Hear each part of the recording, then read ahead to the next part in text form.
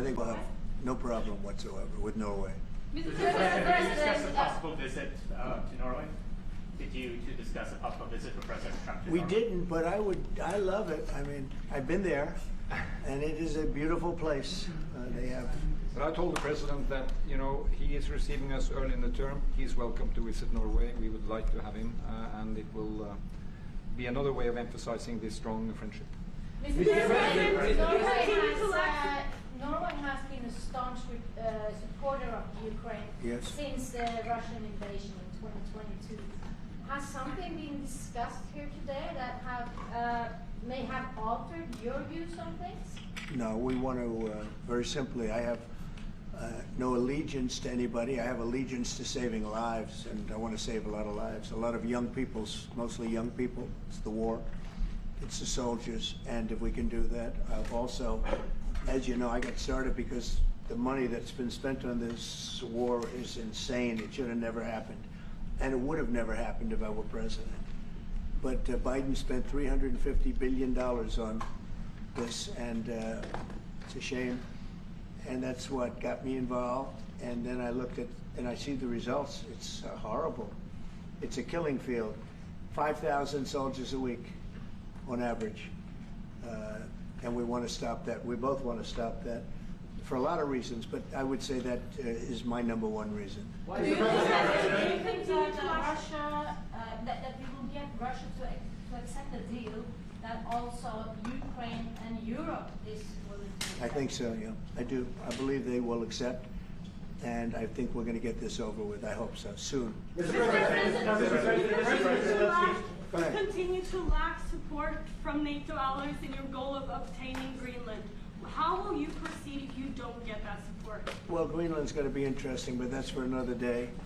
I think we need that for international peace. What are you expecting of your And if allies? you don't have that, I think it's a big threat to our world. So I think Greenland's very important for international peace. Yeah, please go ahead. Mr. President, this morning in a Truth Social post, you used the words Vladimir, stop. That seemed like a slightly different message, a personal message. What is your level of frustration with President Putin at this point? I wasn't happy with it, and we're in the midst of talking peace, and missiles were fired, and I was not happy with it. That's what I meant, and that's, you know, what it said. I assume that's what you mean. Sorry, Yeah, if I the assume. bombs keep falling, will you consider additional sanctions toward Russia, or what will you do if President Putin... I'd rather answer that question in a week. I want to see if we can have a deal. No reason to answer it now, but I won't be happy. Let me put it that way. Things will happen. Mr. President, why are you not putting more pressure on Russia? I know a lot of Europeans. Putting a lot of pressure. You don't know what pressure I'm putting on Russia. They're dealing. You have no idea what pressure I'm putting on Russia. We're putting a lot of pressure. Can you maybe tell us something? We're putting a lot of pressure on Russia, and Russia knows that, and some people that are close to it know, or he wouldn't be talking right now. The Prime Minister understands that better than anybody. He wouldn't be talking right now. He's talking, and we're putting a lot of pressure. I think he wants to make a deal. We're going to find out very soon, but it takes two to tango, and you have to have Ukraine want to make a deal too, and they're being hit very hard, and I do believe they want to make a deal. Mr. President, Mr. Prime Minister, if I may. You said that the Ukraine have to give some territory to win peace, among them Crimea. Do you stand by that? And I know that the former NATO General Secretary today has told you that he does not agree, and he believes in territorial integrity of the Ukraine. How will you deal with that with your allies? And do you stand by that Ukraine have to give?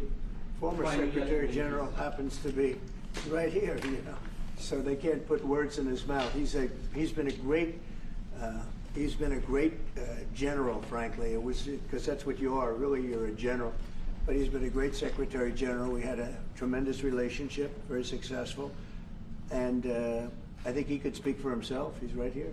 But do you still agree that Ukraine have to give some territory away to win peace? Well, it depends what territory. They've been fighting. They've lost a lot of territory. And we'll do the best we can. Working with Ukraine, we'll do the best we can. But they lost a lot of territory. When you say Crimea, that was handed over during a president named Barack Hussein Obama.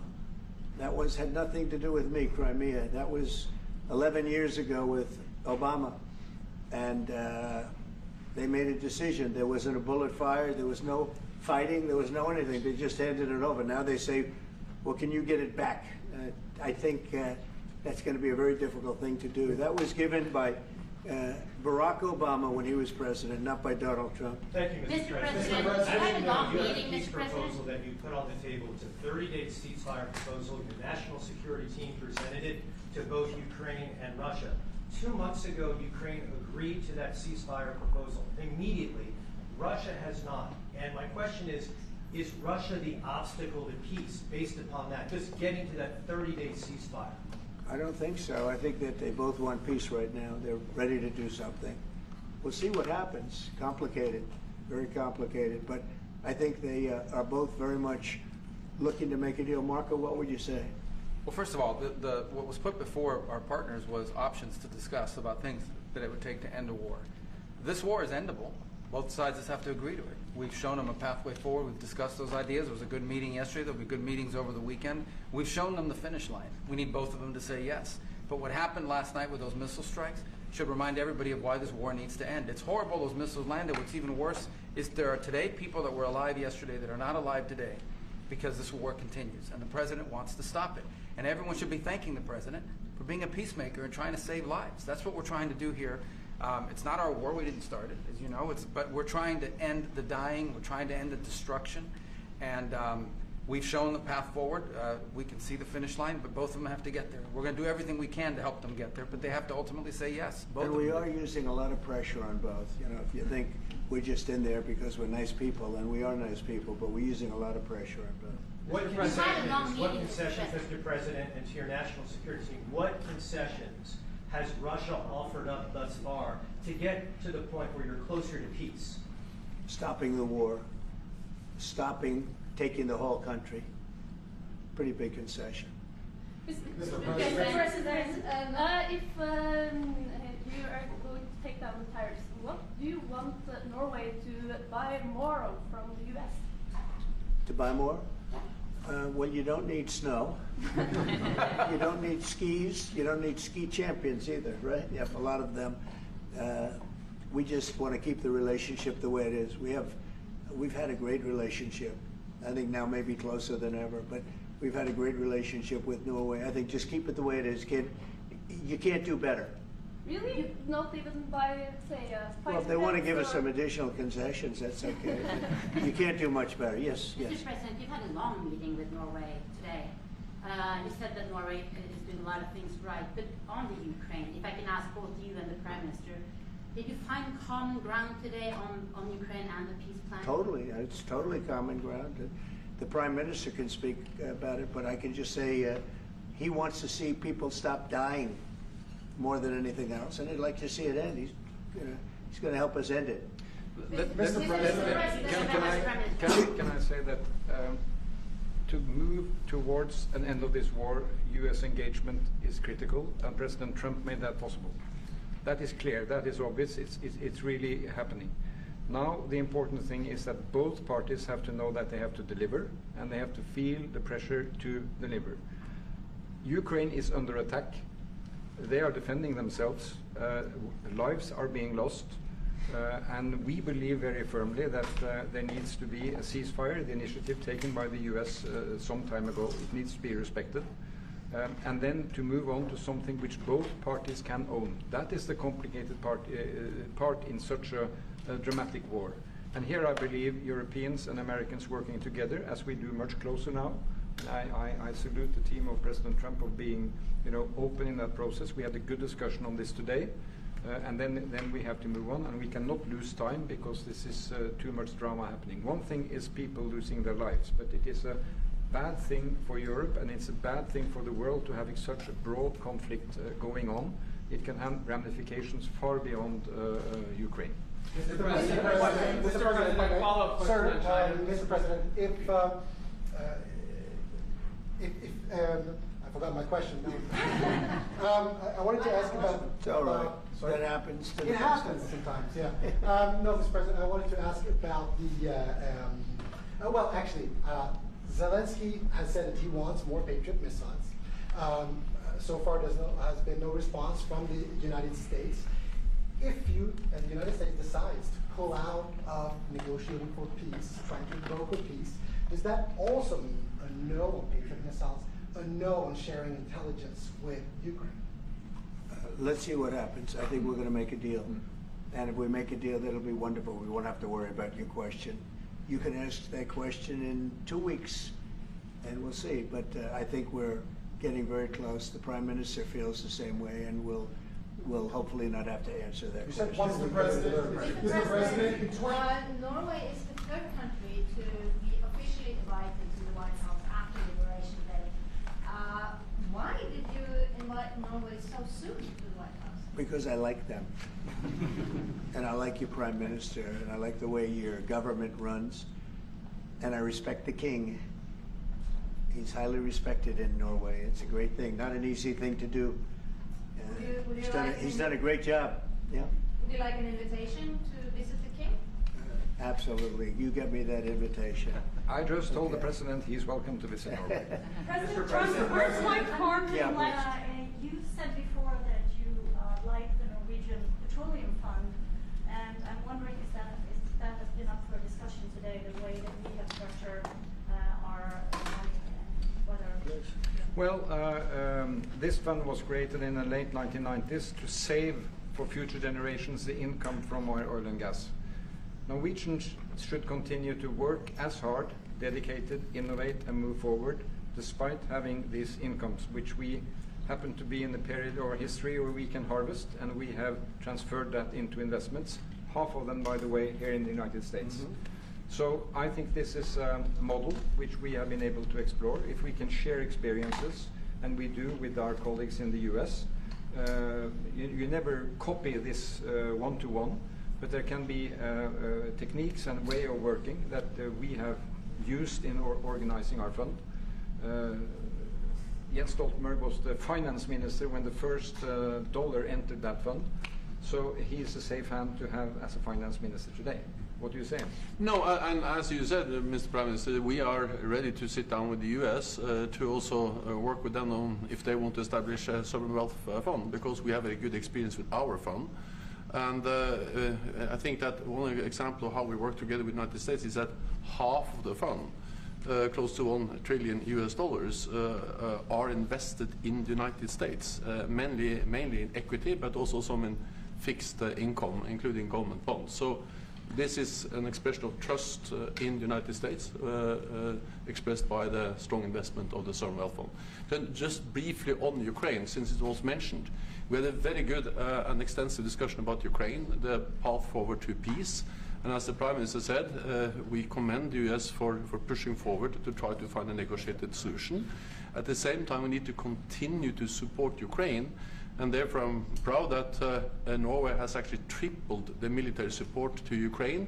And this year we will allocate close to $8 billion US to Ukraine. That will strengthen them and also their hand on the negotiating table. If I may add to that, if there's a peace, and there will be a peace, we have a common responsibility in securing democratic Ukraine for the future. And the best security guarantee they can have is the ability to defend themselves. And we are investing in that. Mr. Prime Minister.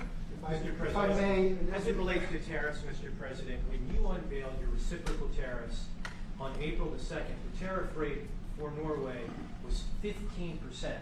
Based upon your conversations that you've had today with the Prime Minister, do you see that tariff rate coming down from what you proposed just a few weeks ago? Well, they have a great fund of $2 trillion. It's a big fund, and they don't have any debt. So I think they'd probably be willing to pay us more than that, I hope. Are the two nations in agreement? Mr. President, yes. in 2018, your former Secretary of State, Mike Pompeo, called for an end to Russian occupation of Crimea. Why does this administration, why has this administration changed its stance on territorial concessions for Crimea? Well, the war started. It would have never started if I were president. This is a war that is horrible. All wars are horrible. This one is in particular bad. And I don't know that you can ever say there's going to be a winner to this, because so many lives have been lost. Not only soldiers, I mean, a lot of lives have been lost. I think that we want to do one very simple thing. It would have never happened if I were president. Zero chance it was going to, and it didn't. You know, people say, how do you know that? Number one, it didn't happen. We never even discussed it. I would talk to Putin about it. It was the apple of his eye. You know, Ukraine was the apple of Putin's eye, but there was never even a thought that he'd go in. And I think he understood that I would not be happy if he did. And it was only when I got out, and you know, when you mention what happened to Ukraine years ago under President Obama and a vice president that was also president later, unfortunately for this country, what happened is large chunks of land were given up, and it was called Crimea, and that was a big thing. That was a big moment. But this isn't my war. This is Biden's war. This is a war that Biden was president when this war happened. But I'm trying to put out the fire, and I think we'll be successful. And if we do, we're going to save a lot of lives. Otherwise, and the Prime Minister had a statement. He said, this is just a point in time. We're very lucky because this is a point. And if this doesn't happen, this could go on for a long time. Mr. President, will you have meetings with other world leaders when you're in Rome, sir? Future Democrat president? I don't think he will. I think he wants to make peace. I think he wants to end it. And I feel pretty confident of that, but we're gonna know pretty soon. Mr. President, will you have meetings with other world leaders when you're in Rome? Yes, I will. Which leaders do you want to meet, sir? Well, I'd like to meet them all. That would be nice. I'd like to take care of all of them, but we have many of them there, and they all want to meet. They want to meet about trade. And we are making some great inroads and great deals. You might want to speak about that, Mr. Secretary. We had a very successful bilateral meeting with the Republic of South Korea today. We may be moving faster than I thought, and we will be talking technical terms as early as next week as we reach an agreement on understanding as soon as next week. So South Koreans came early. They came with their A game, and we will see if they follow through on that. President Trump, you're rounding up your first holiday. Do you think you deserve the Nobel Peace Prize if you manage to create Do I deserve the Nobel Peace? If you manage to create peace? Well, maybe for the Abraham Accords. I don't want to get ahead of myself in this one, but they say for the Abraham Accords, and by the way, speaking of that, we're going to be filling it up. A lot of countries want to come into the Abraham Accords. You know, we have 4, and Biden did nothing on that one too. It's the same 4.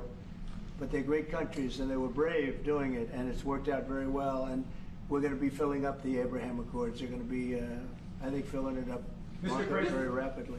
Mr. President, could you say something about that? There's great, enormous opportunity to grow the Abraham Accords. But I would just point to one thing. Of all the leaders in the world today, no leader is working harder to prevent wars or end them than President Trump is right now. I mean, that's why we're talking to Iran. That's why we're engaged with Ukraine and Russia. It's the desire to prevent these wars from breaking out and to end the ones that exist already. And again, I just think it's tremendous for our country to be led by a president who desires to bring peace and establish peace and protect peace. So it's hard work. Mr. President, you know, Marco just mentioned something that maybe we should talk about for just a second, if we could, Mr. Prime Minister. And you're involved in it too, because you've been involved in the world and peace. But I think we're doing very well with respect to Iran, and we're having very serious meetings. And there are only 2 options, and the one option is not a good option. It's not a good option at all. And I think we're doing very well on an agreement with Iran, but that one, we're doing a lot of things, I will say, but that one is well on its way. We could have a very, very good decision, and a lot of lives will be saved. Mr. President, on the economy, there was a slowdown. Mr. President, on the economy, there was a slowdown as it relates to home sales in the month of March, the slowest pace since 2009. Is that an economic indicator, and perhaps the Treasury Secretary can weigh in on this as well, is that an economic indicator that concerns you about the broader U.S. economy? No, they had very good numbers on housing today, extremely good numbers, and that's despite interest rates, because, you know, if you look at what happened, everyone said, oh, I said I was going to get prices down. I did. Energy just hit $1.98 in a couple of states. It's way down. Energy's down, and we're about $64 a barrel. when I came in, and we were looking at $89, $90, $95. And by the way, that helps us solve the war too. Having those energy prices is a big incentive for Russia to also agree with solving the war problem. Groceries are down. When I was with you 2 months ago, you were complaining about eggs. I said, I just got here. I was here for about a week when the press started saying about eggs have gone through the roof. I said, I just got here. Tell me about eggs. And they have been. They went through the roof and you couldn't get them. So we just had a big Easter egg hunt at the White House. Thousands and thousands of eggs. And the price was down 87%. So we did a great job. Housing is doing very well. We should lower interest rates. That's the Fed. I hope they lower interest rates. That's a smart thing to do. Be ahead a little bit, although already it's a little bit late. But in the end, we just have a great country. We have a very strong country, and we have every other country. I can't think of one country that doesn't want to negotiate a deal. And they either negotiate a deal or we set a deal that we think is fair. Because we don't have to go through all of these. It would be physically impossible. You know, you have so many people that really understand it, which is a very small group of people here. And we are going to, at some point, just set prices for deals. Some will be tariffed. Some treated us very unfairly. They'll be tariffed higher than others. But we've been ripped off for many, many years. The United States has been ripped off like no country probably in the history of the world has been ripped off for 45, 50 years. And countries have gotten rich by doing that with the United States. We've taken care of their militaries, and military is another subject we talk about. We're not going to make that subject to any of the deals, but you know the same countries that I do where we virtually take care of their military and then don't get treated fairly on trade. So the people, and I don't blame those countries, I blame the people that sat at that beautiful desk right behind you, because those people didn't do the job for this country. And they let us lose $4 billion a day on trade. We were losing $4 or $5 billion a day on trade when I got here. And now we're going to be much better than breaking even. And we're going to be making $4 or $5 billion a day on trade. So, but I don't blame any country, not the worst of them. And we were abused by countries. I blame the President of the United States that happened to be sitting when these deals were made. Disgraceful. When I was here, we had a great 4 years. We had the most successful economy in the history of our country, my first term. And we were very tough on trade. And with China, as you know, they paid hundreds of billions of dollars in tariffs. But nobody else ever did that. China paid not 10 cents to any other president. And but not only China, virtually every country got away with murder. And we just can't let that happen. Thank you very much, everybody. Thank you very much. Appreciate it. Thank you very much. Thank you, President. Thanks, everybody. Head out. Please start moving. Thank you. Thanks, everybody. Thank you, press. Head out. Let's go. Thank you. Thank you. Keep going. Keep moving. Thank you. Thank you, press. One little mistake. TV. One mistake. Peter, out. Thank you.